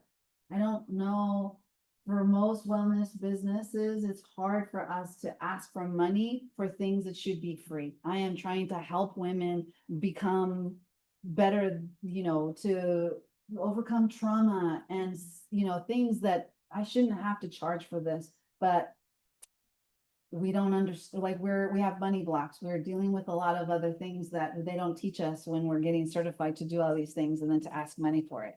And so ChatGPT helps me with those, like things that I'm not good at. For plagiarism, you do need to look. Now ChatGPT 5 is coming out. And so for you, Perplexity, Claude, things that are actually built to be more written, and they give you where they're getting the information. ChatGPT 5 is doing better about referencing where they're getting information so that you can take it and then you basically, like any research, we just think of it as this is the version of those encyclopedias that we used to have in school where it was like 20 encyclopedias and you would go in there and you reference where you're getting it from, like just like you would anything else. You can ask it to self fact check. I told you ChatGPT's job is to make you happy at any cost. So if you're like, you're writing stuff. So this is what I tell people. There's a lot of people out there selling stuff, making courses on things they have absolutely no experience, education, or clue about. They cannot justify whether or not ChatGPT is being truthful. There are people out there certifying. Guess what? People were doing that before ChatGPT. I had a lady who was on island certifying people to be sub-instructors and they never even had to go on the water. I individually know people who are certified who don't even know how to really swim. But all you guys see is the certification that they got. And because they're known as a yoga instructor, you guys just take it for what it's worth. It's easier now, but like, show me how long this person's actually been. Where did they actually get their certification? What's the background on that school? Power. Awareness is power. Okay. So if you're writing a paper about something you don't know, ChatGPT is your best friend because then it can break it down to you. I need to write an article about this. I need you to do all the, like, you know how long it used to take, journalists to do all that research, and then you use your own journalism skills of, like, most journalists love it because they are writers. We love to write. And so then you take what you read, it's the thing is like, sometimes I don't like to take courses or take look at certain things because then I feel like I'm crossing the line. What if it's too similar to what I just saw someone else do? But then at the same time, it's also to help push the boundaries. There's a lot of people teaching bad things out there. I want to see what they're teaching so that I can teach it better. So that's where your own core values, you need to think about it from an ethical standpoint. I can't make those decisions for you. If you write an article and put it out there and it's completely ChatGPT, you need to think about whether whoever you're writing for is okay with that. I mean, most of the thing is that I'm working with people who marketing is not our strong suit. We don't know how to talk in that bro marketing space. We don't really want to sound like bro marketers, but we need to sell because we need to eat. We need to feed our own families. We need to take care of ourselves. So instead of having to stress about learning those skills, I got ChatGPT. I have a 3-year-old. I haven't been to school in a really long time. I'm pretty sure they don't teach the same way I used to learn. And so when my son comes to me with homework, I'm going to be like that scene in Incredibles where he's like, that's not how my teacher said to do. This is how you do math. Why would they change math? That's going to be me. But I'm going to be like, ChatGPT, teach to me like I am 3. 7 minutes. Got it. So folders, projects here. Okay. Projects is kind of a medium version of a custom GPT. So I have my heart-led podcast. That way it already knows all of the stuff. I give it the instructions. You are a heart-led podcast coach, a soulful strategist, an empowering podcast coach, GPT built for heart-led women entrepreneurs, especially those. And then I use a framework, the voice. I tell it who it needs. You are a world-renowned podcast marketing strategist, specializing in monetizing the podcast by self-promotion. You are a podcast coach, a marketing expert with a deep understanding of women and human psychology. Okay. I tell it what I want it to do, how I'm going to be using it, what responses that I want it to have, all of this. This is in a folder. So like if you guys had, so like I have one for I'm writing my own, I'm writing a book. I'm writing my first book. Okay. I'm giving myself 40 days. I'm going through this course. And so I've already given it all the information of the book itself. The purpose to support Anna Connie in writing her book, Alchemized in a Line, a healing blueprint to build a business that honors your body, soul, and bank account in 40 days by guiding, coaching, prompting, and organizing her process through strategic storytelling, somatic healing language, and intuitive reflection. And so I give it all of its thing, all the things that I'm going to be talking about, and then I upload files. And every time I do a new transcription, because I'm not doing this by writing, I'm not naturally a writer. I recognize my strong suits. I do a Zoom call and I talk. ChatGPT has already helped me prompt by giving me interview style questions. I read the question and then I talk about it in Zoom. Then I take that transcription and I feed it back into ChatGPT and I was like, give me my manuscript for this chapter. And it's like, and then it knows that I want it to be brutally honest. You didn't really, this is gold, but you didn't really capture this chapter. This is more for this chapter because it already has all my chapters outlined. Okay. So I have it, all my interview deep dive questions. So it knows I have a Trello board. It knows all how I have structured my Trello board. I have the professional summary. I have the original chat that I brainstormed this idea to create this thing. So when I go into my Trello board, and it's, of course, everybody close your eyes. Just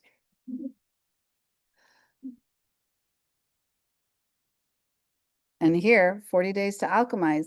Guess what? ChatGPT helped me build this. Okay. And it has all the information in this. Race for survival, not rest. Workaholic by design. The cost of keeping up. And so now I just go in here. These are the ones I've recorded. These are the ones that it's created the manuscript. Am I going to take it and just take what it's written? No, but it's using my words. It already knows how I talk, my mission for the book. I don't know how to write a book to make sales, to sell me as the coach. ChatGPT is going to help me with that. Is it cheating? I don't think so because it's still my words. It's still my story, my experiences. ChatGPT is not making that up. It's taking what I have given it, my trauma, my pain, my experiences, and it's amplifying it so that it's reader friendly, so that people will actually want to read my words because I don't know what you guys want. I don't know how to make my story reader friendly. ChatGPT does. Give me so much to think about. Woo, girl, yes. Go ahead. Just Oh, the first one, and for project, you're adding notes and instructions under each project. yes. So it's creating like a. It's basically a folder. Yes. And so the way I have it here, and you guys have it broken down in yours too, just so you guys don't feel like, oh my gosh, I'm not going to remember none of this. Projects. Okay. It's like a creative container, organized like long-term task, blog series, course outlines, business strategy. Maybe you're helping your son. Maybe you're a homeschooler and you need to create curriculum for a specific subject or a specific year, whatever. You would feed all the stuff that you already know that you need to do and be like, ChatGPT, I need you to help me create next week's teaching plan. Yes, ma'am. I'm super late to the beginning, so bear with me. Yes. Probably because this is the first hour and 15 minutes. So based off of what I'm seeing, so chat is your primary function that you are utilizing for everything in your life. But it sounds like you also use a bunch of other apps to kind of help you function on some level. So Trello was one. Well, yeah. Trello was one, Canva was one. Are you finding that with the, as AI has evolved and these apps have evolved, have you been able to minimize all of the additional apps and websites and stuff that you use? Or are you still going to all of these other apps and platforms?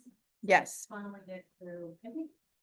Yes and What no. I'm trying to get to is I'm squirrely, I already know where this is going. And, right, so I follow and I love the concept of Trello, but to remember to go back to that. Yeah. But now I do find myself constantly going back to chat because for the most part, it's an all-in-one platform. But do you find that as everything's evolving, that you are still doing just as much work to update all the other ones and still funneling it through chat, or have you been able to minimize? Yes and no. So I am a visual learner. That's why I like Trello. You might not be a visual learner, and so maybe you need ChatGPT to funnel your stuff into an Excel spreadsheet. I am learning to be better about Excel spreadsheets, so I live off of my Google Drive. ChatGPT creates a lot of stuff in my Google Drive, and I am more advanced than you guys, so I use a different one. ChatGPT is not my only one because I use MindPal, and MindPal actually creates agents, and those agents actually feed into my Google Docs and everything like that. It is very not user friendly. You have to be very more advanced. And so unless you're really, really comfortable with ChatGPT and prompting and prompt engineering, going into that, but like, I'm gonna just, so this is my thing. So I have all my Canva links, I have my payment links, I have my Zoom links, my media links, my affiliates, my helpfuls, my Canva links for stuff, custom values, testimonials, day one. I've built my entire business. My, everything's in here. But I also know that I have my Trello board. I wouldn't organize this in my Trello board because this is how I organize things. And so you have to figure out what works for you. I have a separate one that does all my social media, and I have ChatGPT create all of my social media prompting. So I have it does this for me in seconds, and it gives it to me based on my brand voice, what I do, who I serve, what I want to sell. And it gives it to me based on buying beliefs. I've customized it to be built this way so that it progresses through the week and builds not just the algorithm, but my audience. Yeah, I mean, yes. And so one of the things, I gave you additional tools in your workbook. Magi is one of them. So for those of you who are FOMO, your fear of missing out, you're like, oh, there's all these language models now. I'm like going to be an AI expert and I'm going to go out there and have fun. It costs a lot of money to have Perplexity, to have Claude, to have ChatGPT. Magi is $20 and you get all of them in one. So it works just like ChatGPT. You create a new chat. Instead of how ChatGPT runs it, I have all the language models at my fingertips. I have all the Claudes, all the DeepSeek, all the Geminis, all of ChatGPT's, Grok, Luma, Mistral, Novalite, the Minis, Perplexity, the Voice, and I have all of the image ones. Dolly, Flux, GPT images, Halo, Ideogram, Kling, Leonardo, Laura. Laura's how you clone yourself. Okay. So a couple of things, because I know I'm running out of time or I'm out. When you guys look at your workbook, every single image that you see in there was generated by AI, including those of me. None of those images are really, that is my clone.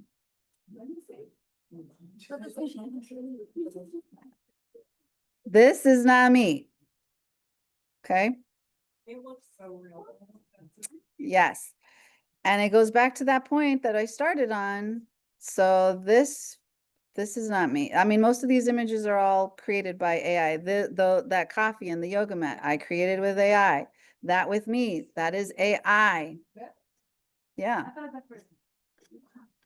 No. If you go to my Instagram account, most of those pictures are not me.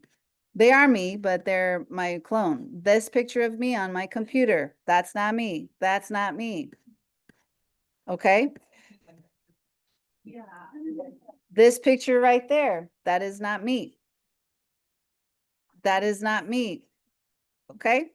Now, I want to let you guys in on a little secret.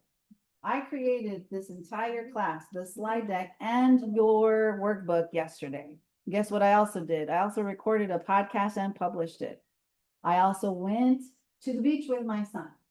I also did my yoga practice. I also cooked breakfast and dinner from scratch. You said the chat did all this? I did it with chat.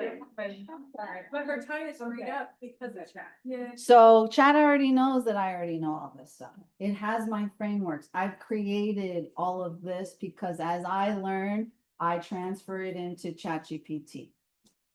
I build frameworks because I don't learn like everybody else. I actually was illiterate until I was in my mid-20s.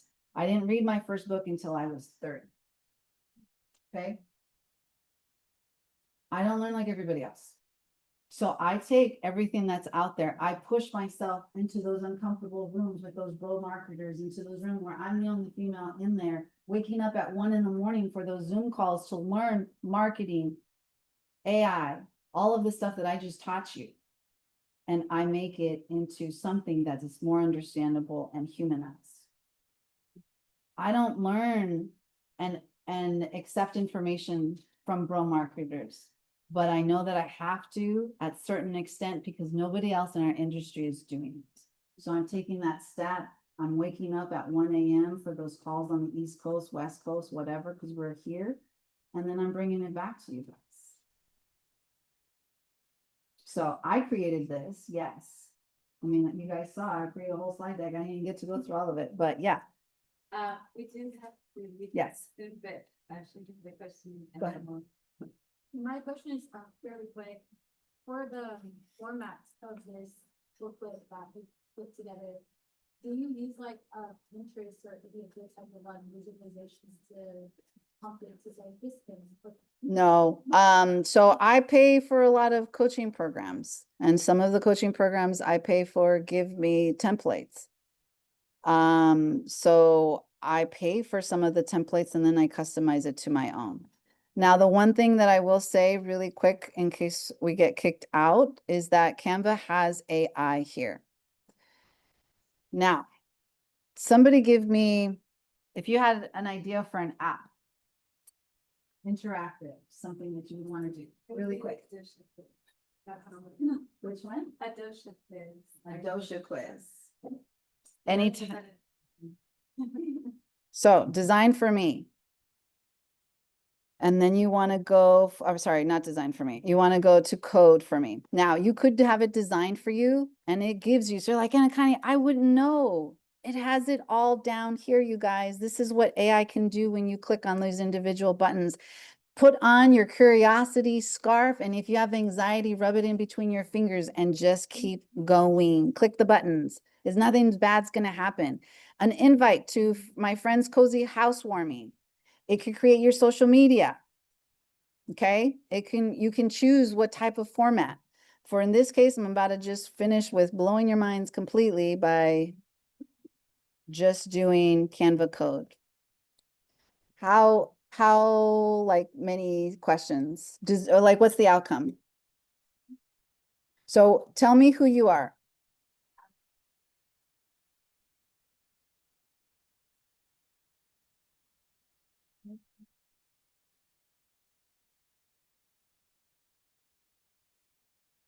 I don't know how to spell. Let's create a dosha.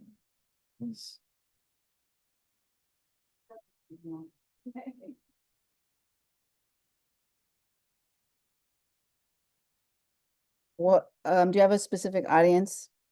Women, men, ages?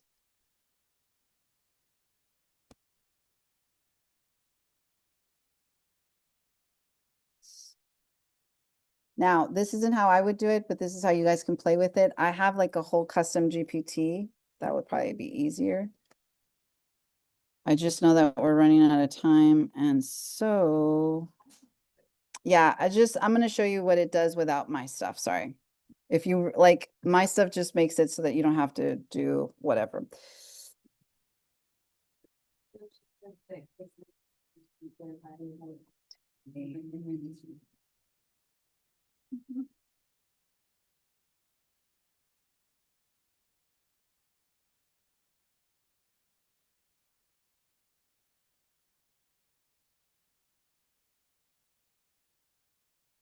And then you watch the magic happen. It starts to code for you. It will code More than 300 lines of code in just a few minutes. This is the future of AI. This is Canva AI actually has an education site separate. And so teachers are now able to create an entire classroom, interactive, graded, video integrated straight through Canva. Pro tip, do not take any of that code and post it into Facebook, otherwise you're in Facebook jail after 80 days. Yeah. What happened? Exactly what happened. I tried to up my game on Facebook. I went to an outside website and it gave me code so I can make bold fonts, italicized fonts inside Facebook. And it flagged the advertising policy and they immediately locked me out. And I'm still on the review going to for 180 days. So I say that because that's so tempting. But for somebody that's still suffering the hard life behind these bars.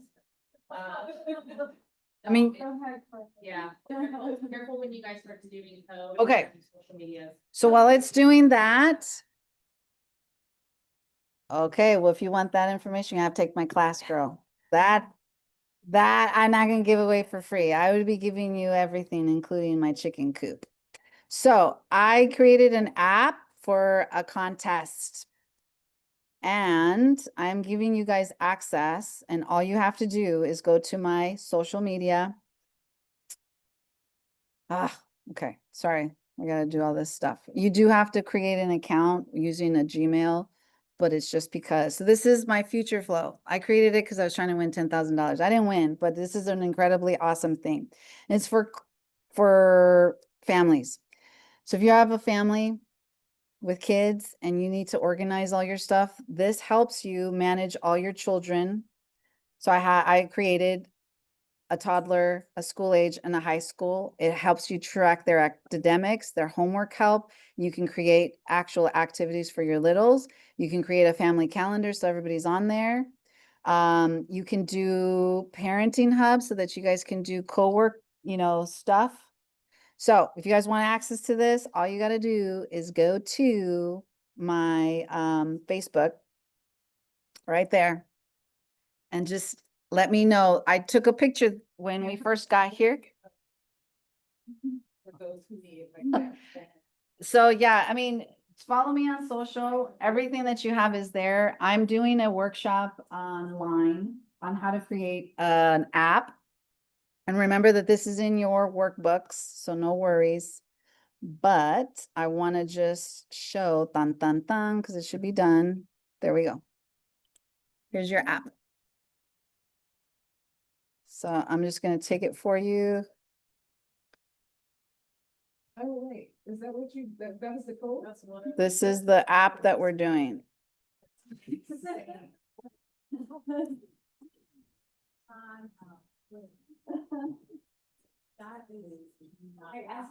spend so much time creating. I spend so much time creating stuff like this. Your app is made. Yeah, like that's good for you. Oh, wow. Insane. So those are my doshas. How clinical therapy can help you schedule your consultation. Well, come see me. Thank you very much. So I know I'm over.